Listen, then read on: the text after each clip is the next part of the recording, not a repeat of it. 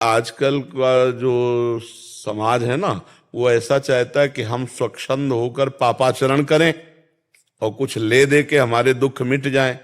तो ऐसा हमारे शास्त्रों में नहीं लिखा है। हमारे शास्त्रों में कभी ऐसा नहीं।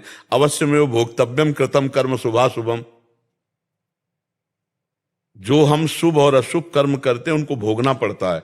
अगर मिटा सकते हैं तो भगवान मिटा सकते हैं, भगवान के प्रेमी जन मिटा सकते हैं, दूसरे में सामर्थ्य नहीं। कहा मुनीस हिमवंत सुन, जो कछु लिखा लीलार, जो भाग्य में लिखा ना, देव दनुज नर नाग मुनि को न मेटर यार। अब हनुमान जी के लिए कहा गया कौन सो काज कठिन जगवाही, और जो नहीं होत ता तुम पाही। तो अब हनुमान जी की आराधना करें। हनुमान जी की आराधना करने से हमारे सारे पाप नष्ट होते हैं। तो पाप नष्ट हुए तो सुख का मार्ग खुल जाता है। अब अगर आराधना नहीं करेंगे तो आजकल लोगों को विश्वास, हम कई बार एकांतिक में भी कह चुके हैं कि हम आपको ऐसे कहते हैं नाम जप करो, भगवद आराधना करो तो तुम सुखी हो जाओगे।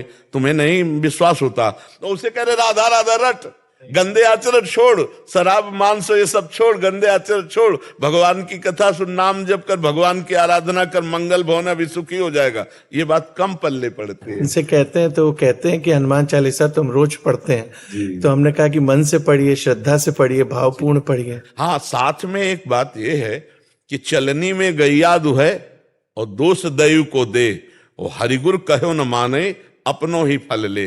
बात यह है कि हम रोज दूध दुहने जाते हैं, लेकिन पात्र कैसा है, चलनी, तो एक बूंद आपको दूध पीने को नहीं मिलेगा। अब आप हनुमान चालीसा पढ़ो 100 और इसके बाद करो मनमानी आचरण, तो हनुमान जी महाराज कृपा नहीं करेंगे, क्योंकि हनुमान जी महाराज महाभागवत हैं।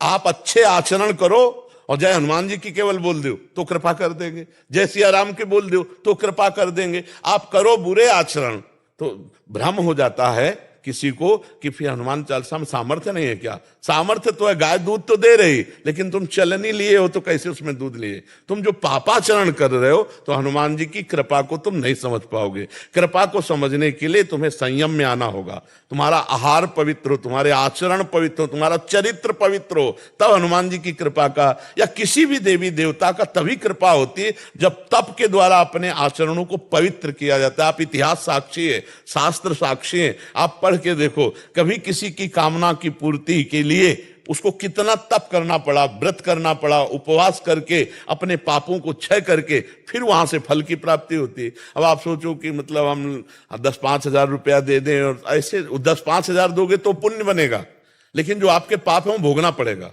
अगर उसको आप जलाना चाहते हो तो व्रत, उपवास, तपस्या, नियम, संयम, आराधना, इनके द्वारा नष्ट किया जाता है अपने पर जो पूर्व पाप हैं उनको।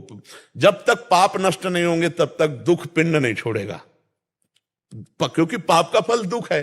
तो देखो हनुमान जी कोई एक के तो है नहीं, पूरा जगत उन्हीं का है, तो जो करोगे वैसे तुम्हें भोगना पड़ेगा। हाँ, यदि पर्सनल हनुमान जी की शरण में हो जाओ और ईमानदारी से हो जाओ तो भार संभाल लेंगे। जिसके ऊपर वो कृपा का हाथ रख दे फिर उसे कोई गिरा नहीं सकता, क्योंकि उनके पास बहुत बड़ी सामर्थ्य है। राम रसायन तुम्हारे पास भगवान का प्रेम रस उनके हाथ में है।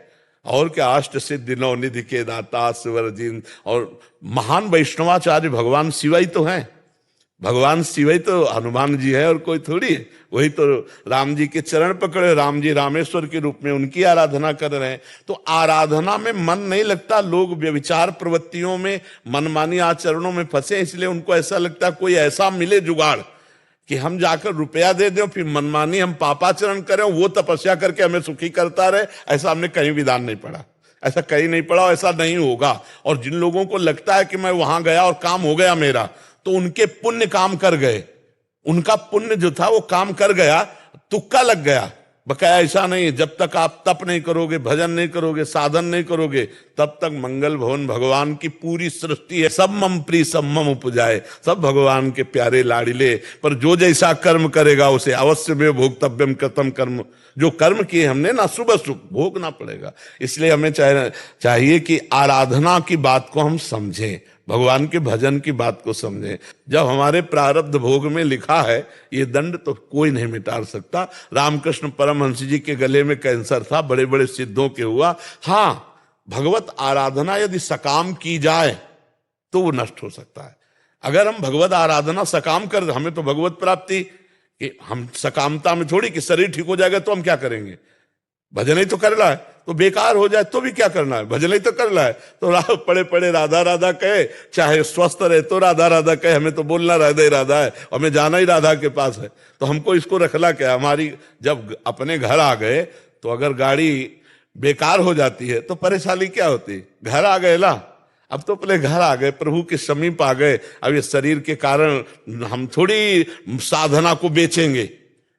जैसे एक ने कहा कि एक संत भगवान आए थे, वो बहुत महापुरुष थे, तो उन्होंने विनोद में कहा कि आप संकल्प करो ना आपकी किडनी ठीक हो जाएगी। तो उनका महाराज ब्रह्मास्त्र का प्रयोग मच्छर मारने के लिए लेके आ जाता है। पूरे जीवन जो भजन किया शरीर का राग त्यागने के लिए, अब इसी शरीर के सुधार के लिए लगा दे, तो कुछ नहीं है भाई, अपने कर्मों का शरीर को भोगना पड़ता है। अगर उससे बड़ा कर्म करो सकाम कि वो कष्ट कट जाए तो कट जाएगा, लेकिन जो बड़ा भजन करते हैं उनको ये ज्ञान हो जाता है कि शरीर तो छूटेगा आज नहीं तो कल, हम भगवान को प्राप्त करने के लिए भजन करें, ना कि शरीर स्वस्थ होने के लिए। क्योंकि शरीर तो छूटेगा, अगर उसको 10 दिन में मरना है तो चाहे स्वस्थ हो सब ठीक, तो 10 दिन में मर जाएगा वो।